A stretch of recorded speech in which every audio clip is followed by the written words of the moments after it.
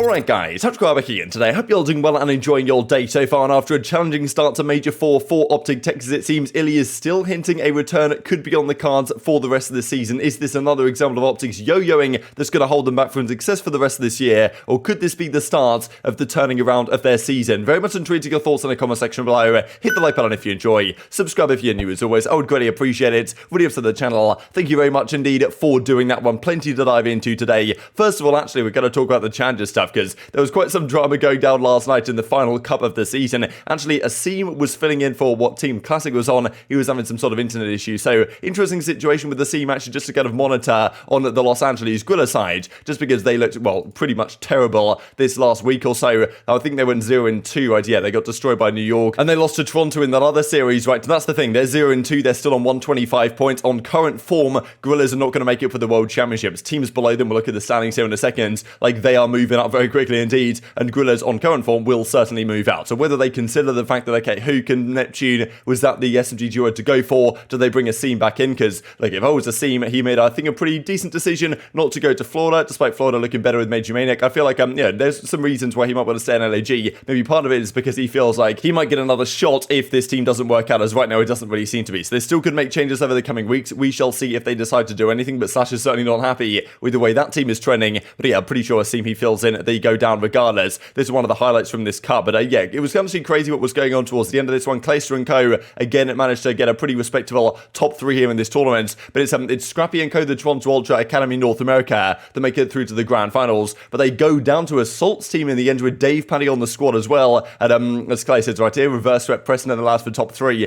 playing Assault and his minions next for top 2. Clayster, I believe, ends up going down, and it's Assault, Dave Paddy, Exceed, and Mines that end up winning at Challengers Cup number 13, I believe the final one of the year. I think that's what Clay said as well, that as he says, you know, throttled on these days, playing into him for 9 hours. Thank God that's the last cup because I wasn't doing another one. Elite playoffs in a couple of days though. So that's the thing. For the vast majority of Challenger players, the season is now done. If you're not going to the World Championship on the current format, which may or may not be changed at all, and if you're not going to the Elite playoffs, then your season is over with this final cup. Last year there was 20 cups. This year there was, what, 12, 13 cups or whatever. So anyway, Clay's pretty happy for it to be done because the grind, I'm sure, was pretty immense. Elite playoffs in a couple of days as well. So cool to see how Clay gets on in that one. But yes, Assault says, what a finals. They won 2 best of 5s. Like, still crazy that that's the format they do down there. We're not in the Pro League, but like, it is what it is, I suppose. 3-1, 3-2. Apparently, the final series, they were round 11, down 1-5, and they still came back and won the series. So Scrappy wasn't too happy about it, right, taking down those guys. And as Scrappy says, lost last map in the Pride Cup, Jesus Christ. So thought this was really funny from Scrappy in a way, like beefing with the guys that beat him in the tourney because, you know, he's calling it Pride Cup, I imagine, because he's saying, okay, well, it doesn't really matter, right? It's the final cup. Okay, congratulations, guys, you won the cup, but, you know, beat me at the big one, effectively, is what he's trying to say here in a LAN environment. The World Championship for the Challenger side, which is coming up relatively soon, even though, as I say, whether the format will change to allow more teams, that's a question that has yet to be answered. But, yes, he's kind of responding here, and then the Scrappy says, have your Pride Cup, it's the only thing you can win anyway, see you at Champs, oh, never mind, right? Because, well, right now we don't know exactly which teams are going to go to the World Championship, but there is going to be a last chance qualifier where only one team from North America will get through. It might be these guys, it might not be these guys, but as Scrappy's saying, look, you guys aren't even making the World Championship, these are the only cups you can win, you can't big me at an actual big stage event, effectively. And Assault kind of replies, with this one, you know how bad you didn't want to lose that. Of course I wanted to win that. Don't come at me tweeting when you guys haven't won anything all year. I could be wrong, but I'm pretty sure we've won more tourneys than you this year. Need a fact check though. Nice job, bro. Nice pup cups you guys are racking up over there. So I don't know. I thought this was pretty funny between the two guys. Like, yeah, Scrappy talking some trash despite losing the series. So like, we'll see if, well, hopefully Exceeds team on this basis at least can qualify for champs, and then we'll have a matchup against Scrappy there, and we'll see how it goes. But as he says, moving on, like, you know, we'll see how it goes next. But it's classic Challenger drama real quick. Thought that was pretty entertaining. And of course, yeah, Elite playoffs to come, and then after that, the World Championship as well, where the teams to qualify haven't yet been determined all across the regions, and also whether the actual, well, the actual qualification itself will change at all, whether there'll be more than 8 teams going. That's another question. Saints as well was a great player last year. Well, he's a great player in Call of Duty history. One of the greatest players, I think, to never won a World Championship, really, Saints, throughout his entire history in CODs. But in the last couple of years, been a good player in Challengers. This year hasn't really played, though. But he did say to iHoldShifter a few days ago that he does plan to return next year for Modern Warfare 2. So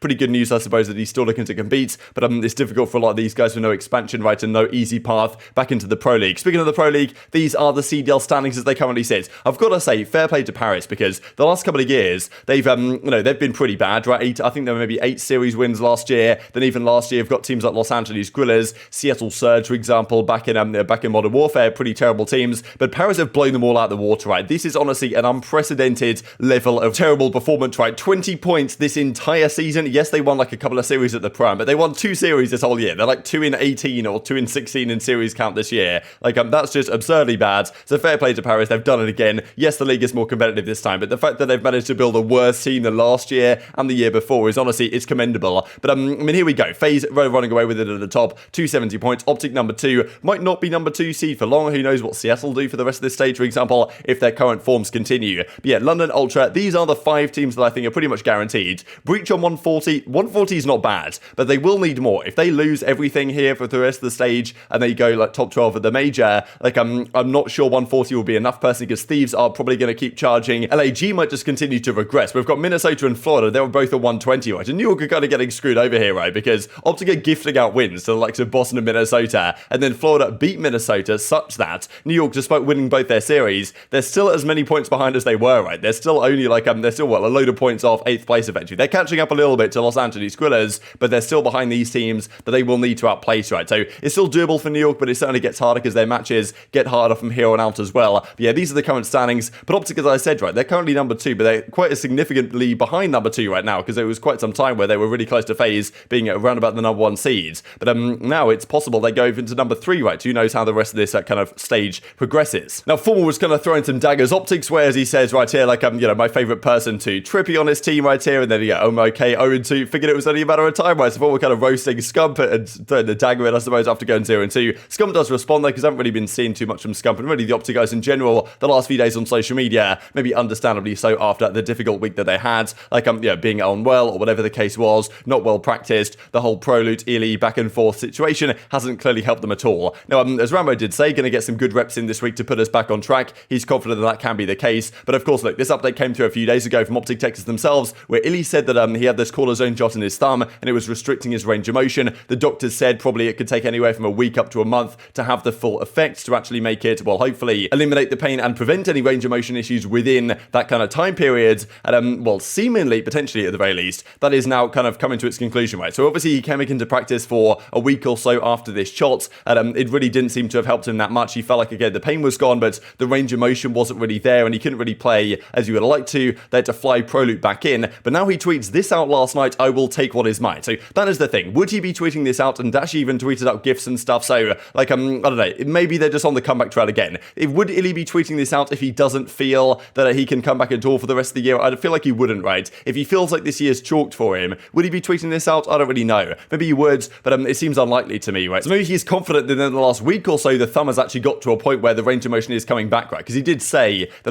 the doctor could say it takes about a month potentially for the cortisone shot that apparently 3 doctors said he should have, despite Zuma thinking maybe it's not the greatest idea to take its full effect. And maybe he'll have to have surgery or whatever after the season concludes. This might just be a short-term fix. But if it is a short-term fix and it actually is a fix that works, then he could potentially still make the return and play. So that's the thing. Obviously, OpTic this past weekend looked pretty terrible, largely, I imagine, because they played with iLLeY. Prolute comes back in last minute, no practice time. Like, you know, for many different reasons, they played pretty much their worst 2 series I think they've played this entire year this past weekend. And most people are saying if they want to win something, probably Prolute isn't the guy. Like, either iLLeY needs to come back or they need to commit to another option, which probably they're not going to do. Sean Collins did indicate in this article right here, or at least as Rambo Ray pointed out the other day, like the improvements we made from yesterday to today in terms of their control were pretty impressive. But you know, he says that he's pretty confident that they can do it all next week and kind of will work on some reps and get back into business. And of course, they had a good moment here with Dashi and Prolute making plays. So even Dashi tweets out this kind of John Travolta gif right here, like effectively implying that maybe something's going on. So he hasn't really tweeted anything the last few days. Now Dashi's tweeting this out. Now we've got iLLeY tweeting out, I'm going to take what is mine. So look, is there anything to read into this? Maybe there is, right? But the issue is, from my perspective with this OpTic situation, is like they've got to commit to something or another, right? Like, okay, maybe iLLeY's okay now and it's going to be fine, but I highly doubt that's the case, right? It'd be, I mean, a classic OpTic situation if iLLeY says, no, I'm actually okay, the thumb's okay now, like the cornerstone shot took a bit longer to take its effect than I wanted it to, but now I'm back in business, I can play this week, and then he plays 2 weeks of qualifiers, and then at the major again, it's like, oh, it's not perfect again, right? Like, imagine that was the case. Be an absolute disaster for OpTic. So that's the thing, really. They've got to be 100% confident that iLLeY can come back into the team now and, well, ride it out for the rest of the year. And if they can't be 100% confident, like, you know, surely it's just a recipe for disaster doing what they're currently doing, right? Because even, like, the hope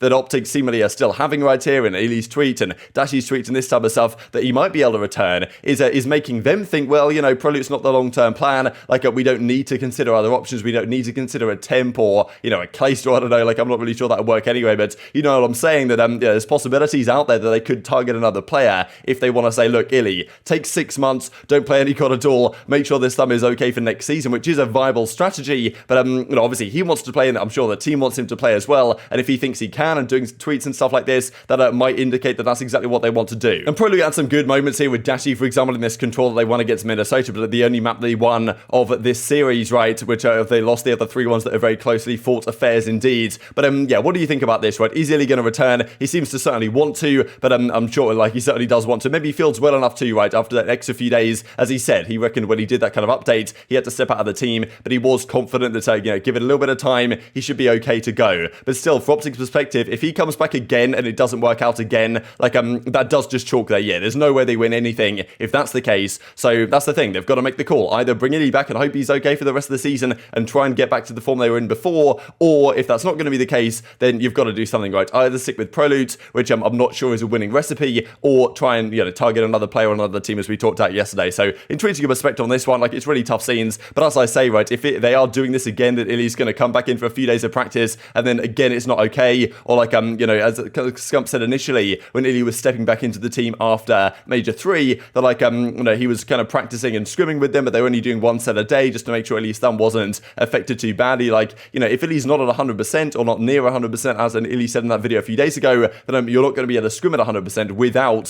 thinking about that all the time, right? I'm sure it's going to be on their minds. This is, of course, the video back in Major in the Prime Classic, where iLLeY stepped out before the tourney, then he came back in, then he went out again, and we've seen this like so many weeks at this point, and it must be chalking off the mental of the OpTic guys as well, right? They must be in a really tough spot themselves, thinking about what's going on here, like because they've constantly got to deal with this whole is iLLeY returning situation. So we'll see what happens over the coming days. The ideal world is it's all fine, it's all sunshine and rainbows, and iLLeY plays for the rest of the season, but I highly doubt that's going to happen based on the kind of trend we've seen over these last few weeks. But intrigued to your thoughts in the comment section below. He might well feel well enough to return, but even if he is that going to be, well, is that a lasting thing? Is that going to happen for a few weeks? Is he going to be able to play Major 4 in the World Championship, even if the Corner Zone shot has its kind of short-term effects? Do you want to get a guy like Donny Temp? He's an option. If they wanted to pay a bag and try and get him, even I thought Aches made an interesting point about the likes of Major Maniac, who went to the Florida Mutineers. Could he have been a good option for OpTic, right? Bringing that kind of in-game leadership, right? Can play kind of a relatively decent flex role. Maybe not the pacing is perfect, but it might be better than what they currently have in Pro League in terms of communication and leadership and this type of stuff. So it's an interesting question, but they've got to make a decision, right? And iLLeY's got to be confident, I think, that he can play for the upcoming weeks. And if not, then surely they should probably tell him just to sit out and make sure he doesn't injure the thing further, because that's the worst case scenario,